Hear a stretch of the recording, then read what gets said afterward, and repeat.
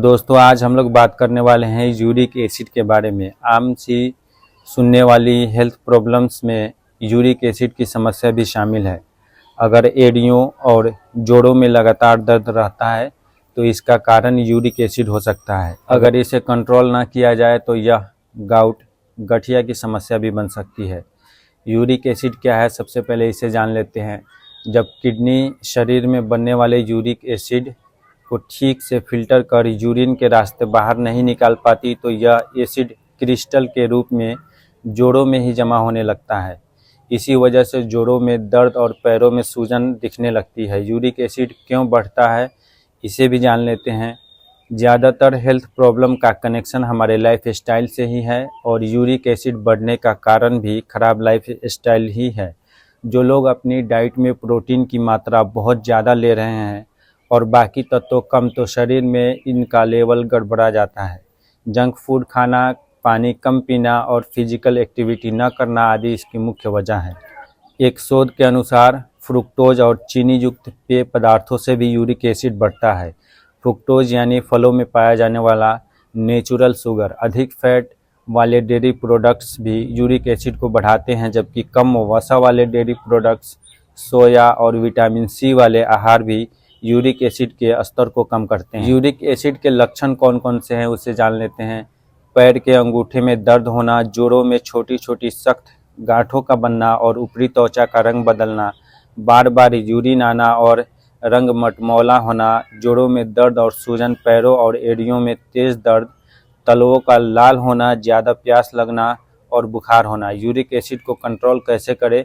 Experts के अनुसार uric acid को आप अपनी डाइट सही करके और कुछ घरेलू नुस्खे फॉलो करके कंट्रोल कर सकते हैं। यूरिक एसिड को कंट्रोल करने का सबसे अचूक रामबाण इलाज गिलोय का पानी और अखरोट है। यूरिक एसिड के लिए वरदान है गिलोय और अखरोट। गिलोय के पत्तों को पानी में उबालें और ठंडा होने पर इस पानी का सेवन करें। गिलोय के अलावा अखरोट भी इसे कंट्रोल में रखेगा। ओमेगा 3 से भरपूर अखरोट में एंटी इन्फ्लेमेटरी गुणों के साथ साथ विटामिन B6, कॉपर, फास्फोरस और मैग्नीशियम जैसे कई पोषक तत्व भी पाए जाते हैं। अखरोट में हेल्दी प्रोटीन भरपूर होता है जो घुटनों में जमे यूरिक एसिड के क्रिस्टल्स को बाहर निकालने का काम करता है। दिन के 2 से 3 अखरोट खाने से आपको फ़ायदा होगा। आप सलाद, स्मूदी और शेक में डालकर इसका सेवन कर सकते हैं। अगर अखरोट की तासीर गर्म लगती है तो आप इसे पानी में भिगोकर खा सकते हैं। इससे यूरिक एसिड तो कम होगा ही, साथ में ही यह दिल और दिमाग दोनों के लिए फ़ायदेमंद है। इससे तनाव कम होता है और इम्यूनिटी मजबूत होती है। यूरिक एसिड में क्या खाना चाहिए, क्या नहीं खाना चाहिए उसके बारे में जानते हैं। ताज़े फलों में चेरी, स्ट्रॉबेरी और खट्टे फल जैसे फल खाएं। इन फलों में एंटीऑक्सीडेंट और विटामिन सी होते हैं जो यूरिक एसिड को कंट्रोल करेगा। सब्जियों में आप आलू, मटर, मशरूम, बैगन और हरी पत्तेदार सब्जियां भी खा सकते हैं। सूखे मेवे जैसे अखरोट, बादाम खाएं। साबुत अनाज में ओट्स, ब्राउन राइस, जौ लें। मसूर की दाल, बीन्स, सोयाबीन और फोटू खाएं। अंडा, सभी प्रकार के मसाले और जड़ी बूटियाँ आप खा सकते हैं। तेल में कैनोला, नारियल, जैतून और अलसी का तेल ले सकते हैं। डेयरी प्रोडक्ट्स खाने हो तो लो फैट खाएं। चाय, कॉफ़ी और ग्रीन टी का भी सेवन कर सकते हैं। यूरिक एसिड में क्या नहीं खाना चाहिए इसके बारे में जानते हैं। हाई प्रोटीन डाइट न लें, जैसे मीट में कलेजी, तीतर, हिरन का मांस न खाएं। राजमा, चने, अरबी चावल, मैदा, रेड मीट आदि इसका प्रयोग न करें। सी फूड्स न खाएं क्योंकि इनमें ओमेगा 3 एसिड बहुत ज़्यादा होता है। जिन फलों में मीठा अधिक होता है उनका जूस न पिए। शहद और हाई फ्रुक्टोस कॉर्न सिरप, चीनी युक्त सोडा जैसे लिक्विड चीज़ें ना लें। रिफाइंड कार्बोहाइड्रेट, सफ़ेद ब्रेड, केक और बिस्कुट भी ना खाएं। तला भुना खाने से परहेज करें। यूरिक एसिड में कौन सी सब्जी खा सकते हैं उसके बारे में जानते हैं। कद्दू एक ऐसी सब्जी है जो यूरिक एसिड को पूरी तरह कंट्रोल कर सकती है। इसमें विटामिन सी, बीटा कैरोटीन और ल्यूटीन जैसे एंटीऑक्सीडेंट्स पाए जाते हैं जो शरीर में सूजन और ऑक्सीडेटिव स्ट्रेस को कम करने का काम करते हैं, जिससे यूरिक एसिड कम हो जाता है। नींबू पानी पीने से क्या यूरिक एसिड बढ़ता है या घटता है इसे जानते हैं। ब्लड में यूरिक एसिड को कंट्रोल करने के लिए आप नींबू का सेवन कर सकते हैं। हालांकि अगर आपकी समस्या काफ़ी ज़्यादा बढ़ रही है तो ऐसी स्थिति में अपने हेल्थ एक्सपर्ट्स की सलाह ज़रूर लें। क्या चुकंदर से यूरिक एसिड होता है? बहुत ज़्यादा चुकंदर खाने से गाउट हो सकता है और गाउट आपके रक्त को यूरिक एसिड बढ़ने के कारण ही होती है। चुकंदर में पाए जाने वाले ऑक्सैलेट आपके यूरिक एसिड के स्तर को बढ़ा सकते हैं, इसलिए चुकंदर का सेवन सीमित मात्रा में ही किया जाए तो बेहतर है।